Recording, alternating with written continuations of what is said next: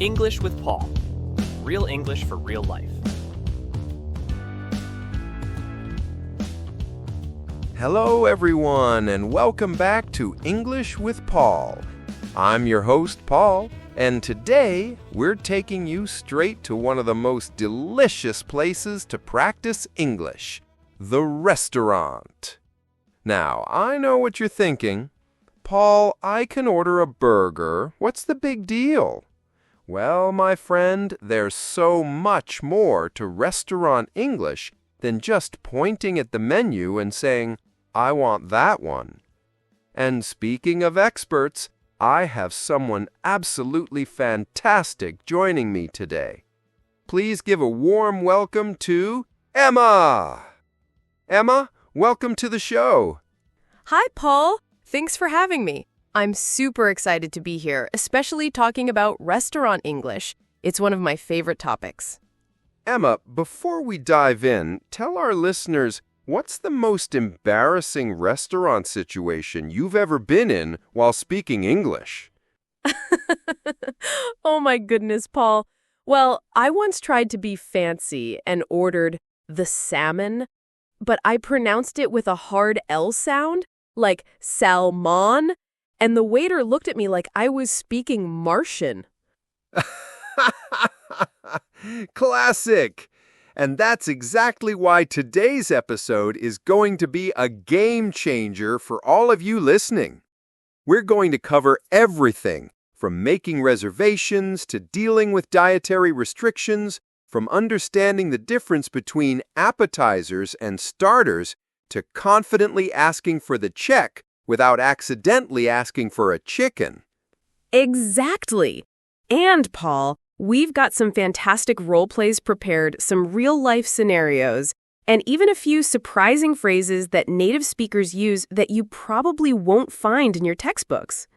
So whether you're planning a romantic dinner, a business lunch, or just want to order takeout like a pro, stick with us for the next 25 minutes. By the end of this episode, you'll be dining in English with complete confidence. Are you ready to get your English served up perfectly? Let's dig in. All right, everyone, let's start from the very beginning.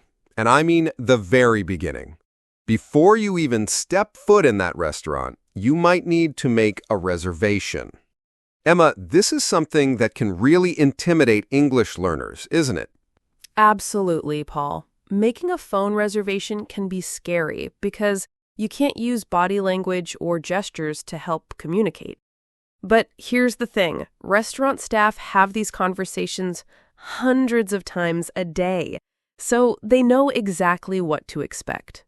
Exactly. So let's break it down. Emma, what's the most common way a restaurant will answer the phone?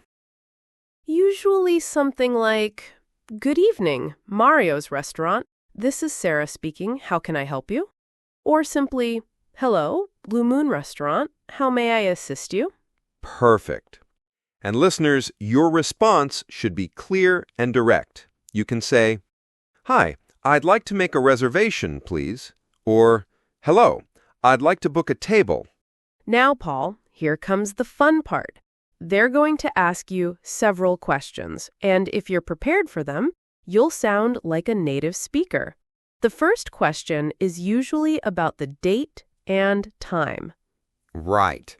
They might ask, "What day would you like to come in?" Or, "When would you like the reservation for?" And you can respond with, "I'd like a table for this Saturday at 7 p.m.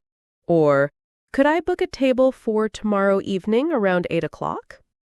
Then comes the next question. How many people? Exactly. They'll ask, "How many people will be in your party?" Or, "For how many guests?" And you simply say, "For 4 people," or "A table for 2, please."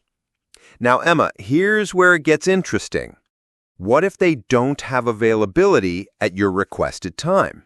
Great question.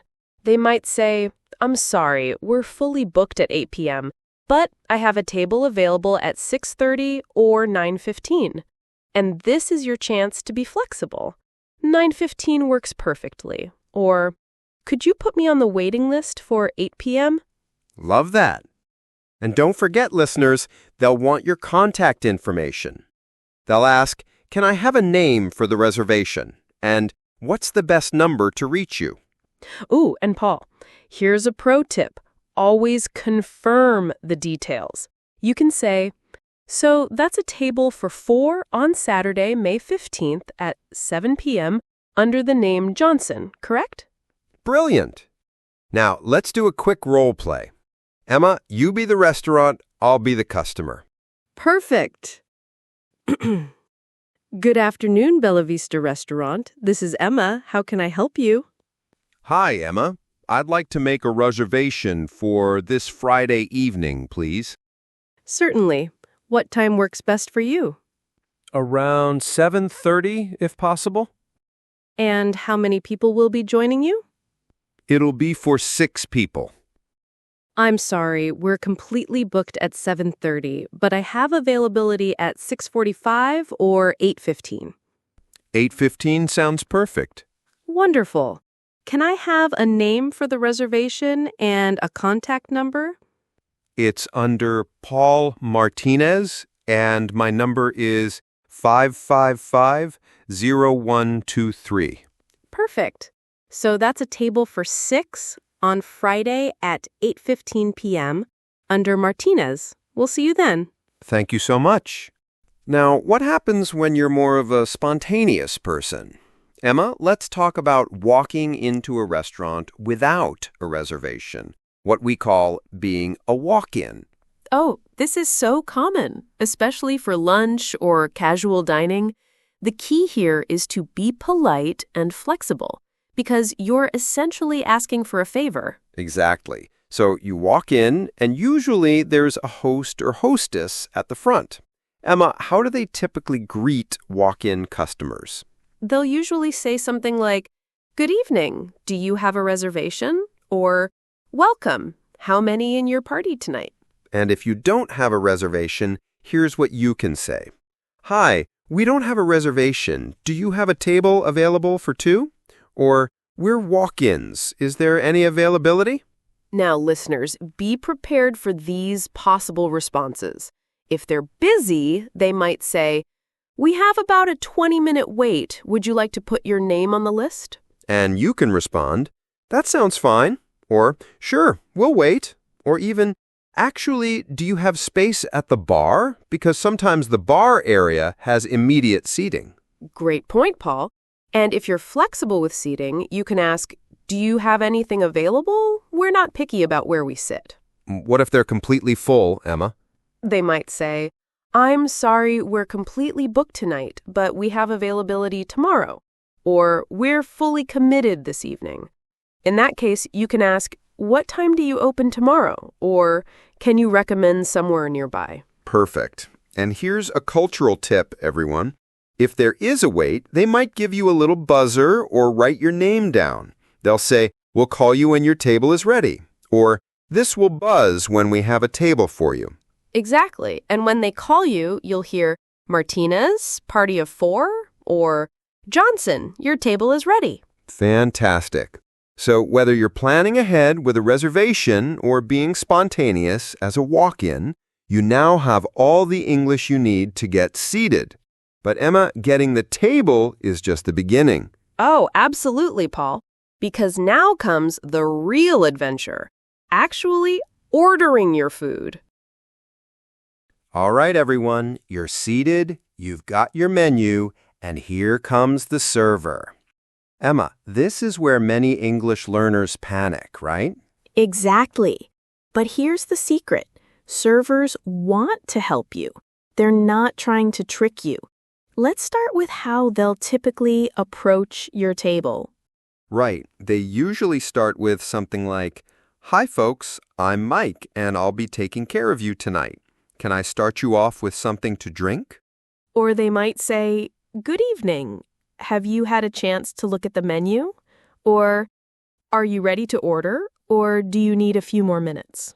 Now, listeners, if you need more time, and it's perfectly okay to need more time, you can say, "Could we have a few more minutes, please?" Or, We're still deciding, thank you. Absolutely. And Paul, here's something important. Don't just point at the menu and grunt.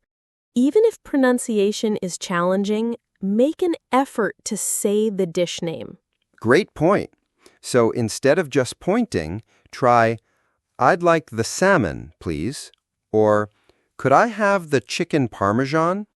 Notice that polite language, I'd like, or could I have, instead of just I want. Yes.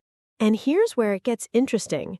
Servers often ask follow-up questions. Paul, what's the most common one? How would you like that cooked? This is usually for steaks or burgers. Your options are rare, medium, medium well, or well done. Perfect. And they might ask, what would you like as your side? Or, that comes with a choice of potato, baked, mashed, or fries. Which would you prefer?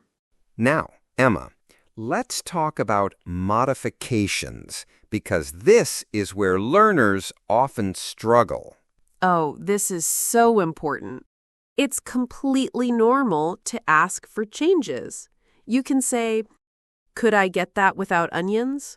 Or, is it possible to have the dressing on the side? Exactly. Here are some common modification phrases. Can I substitute the fries for a salad? Or, could you make that with no cheese? Or, is it possible to get the sauce on the side? And, Paul, what if someone has allergies or dietary restrictions? Crucial question. You should be very clear. I have a nut allergy. Does this dish contain any nuts? Or, I'm vegetarian. What would you recommend? Or, I'm gluten-free. Which options work for me? Great. Now, let's talk about what not to do. Paul, what are some common mistakes? Number 1, don't snap your fingers or wave frantically to get attention. Instead, make eye contact and raise your hand slightly, or say, excuse me, when they pass by. Right. And don't say, I want. It sounds demanding. Use, I'd like, could I have, or I'll take. Also, don't be afraid to ask questions. What's in the Caesar salad? Or how big are the portions? Or what's your most popular dish? Exactly. Servers expect these questions. Now, Paul, let's do a realistic ordering scenario. I'll be the server, you be the customer. Perfect. Hi there. I'm Emma. I'll be your server tonight. Can I start you with something to drink? Hi, Emma. Could I have a Coke, please? And could you tell me about today's specials? Of course. Today we have grilled sea bass with lemon butter sauce and our chef's special pasta with wild mushrooms. The sea bass is really popular. And that Coke, regular or diet? Regular, please. The sea bass sounds great. How is it prepared? It's grilled with herbs and served with roasted vegetables and rice pilaf. Perfect. I'd like the sea bass, please. And could I get a side salad instead of the rice? Absolutely. What dressing would you like on the salad? Ranch, please. And could you make sure the fish isn't too spicy? I have a sensitive stomach. No problem at all. I'll make sure the chef knows. Anything else I can get you? That's perfect. Thank you. See how natural that was, everyone? Exactly. And notice how I asked questions, made a substitution, mentioned a dietary concern, and was polite throughout. Now, Paul, let's prepare our listeners for the questions they'll definitely hear. Great idea. First one, how is everything tasting? Or how's your meal? Your response can be simple. It's delicious, thank you. Or, everything's great. What if there's actually a problem with the food? Good question. Be polite but clear. I'm sorry, but this steak is a bit more cooked than I wanted. Or, excuse me, I think this might not be what I ordered. Exactly. They'll usually say, "Let me fix that for you right away." Or, "I'll have the kitchen remake that." Another common question is, can I get you anything else? You can say, we're good for now, thanks. Or, could I get some extra napkins, please? And the classic, "Are you still working on that?" This means, are you still eating? You can say, "Yes, I'm still eating." Or, "You can take it, I'm finished." Oh, and Hema, what about sharing food? Great point. You can ask, "Could we get an extra plate?" Or, "Would it be possible to split this dish?" Most restaurants are happy to help with this. Perfect. So remember, everyone, ordering food in English is all about being polite, clear, and don't be afraid to ask questions. The server is there to help you have a great experience. Absolutely. And next, we'll talk about something that makes many people nervous, but it doesn't have to. All right, everyone. You've had an amazing meal, great conversation, and now it's time for the final step, paying the bill. Emma, this is where cultural differences can really confuse English learners. Oh, absolutely, Paul. Especially the whole tipping situation. But let's start with the basics. How do you actually ask for the check? Right. So, first things first, in the US, we say check. But in the UK and other places, they say bill. Both are perfectly fine to use anywhere. Exactly. So you can say, "Could we get the check, please?" Or, "May I have the bill?" Or even more casually, "Check, please." And Emma, here's something important. You don't usually need to flag down the server aggressively. Just make eye contact and do a small writing motion in the air with your finger, like you're signing something. They'll understand immediately. That's such a great tip, Paul. Or you can simply catch their attention and say, "Excuse me, we're ready for the check when you have a moment." Perfect. Now, when they bring the check, they might ask, will this be together or separate? This means, do you want one bill for the whole table or individual bills? Right. You can respond, "All together, please," or "Could we split this?" If you want separate bills, you can say, "Separate checks, please," or "Can we each pay for our own?" Now here comes the big question, Emma. Payment methods. What should listeners expect? Great question. The server might ask, "How would you like to pay today?" Or, "Will that be cash or card?" You can simply say, "Credit card, please," or "I'll pay with cash." And here's something that surprises many visitors. In most American restaurants, the server will take your card away to process it. Don't worry, this is completely normal. Yes, they'll say something like, "I'll be right back with your card," or "I'll run this for you." In some places, they might bring a portable card reader to your table.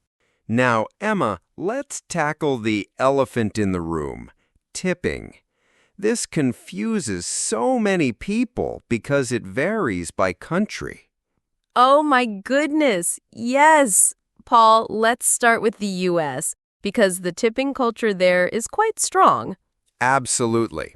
In the United States, tipping is not optional. It's expected. The standard is 18 to 22% for good service, and 15% if the service was just okay. And listeners, here's why. In the U.S., servers often make very low base wages because tips are expected to make up the difference. It's part of their income, not just a bonus. Exactly. So if your bill is $50, a 20% tip would be $10, making your total $60. Now, how do you actually add the tip?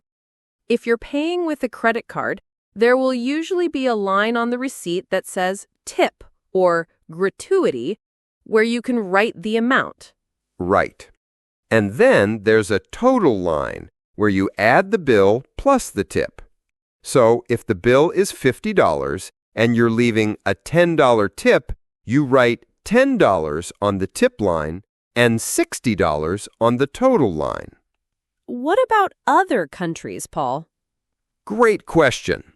In the UK, tipping is appreciated but not mandatory. Usually 10 to 15% if you're happy with the service. In many European countries, a small tip or rounding up the bill is common. And in some countries, like Japan, tipping can actually be considered rude. So listeners, always research the tipping culture of the country you're visiting. Absolutely. Now, Emma, what if someone wants to tip in cash even if they paid by card? Perfect question. You can simply leave cash on the table and say to your server, "The tip is on the table," or "I left your tip in cash." And here's a pro tip.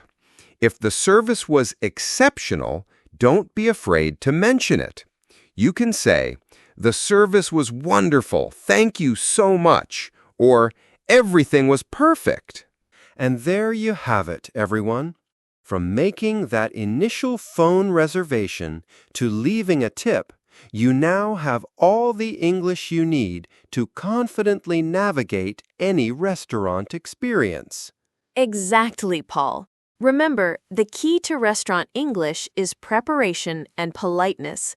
Don't be afraid to ask questions. Take your time and enjoy the experience. Before we go, let's do a quick recap. Make reservations clearly. Be flexible as a walk-in. Order politely with "I'd like" instead of "I want." Don't hesitate to ask about ingredients or make modifications. And always tip according to local customs. And most importantly, restaurant staff want you to have a good time. They're there to help, so don't stress too much about perfect English. Your effort to communicate will always be appreciated. That's all for today's episode of English with Paul. I'm Paul. And I'm Emma.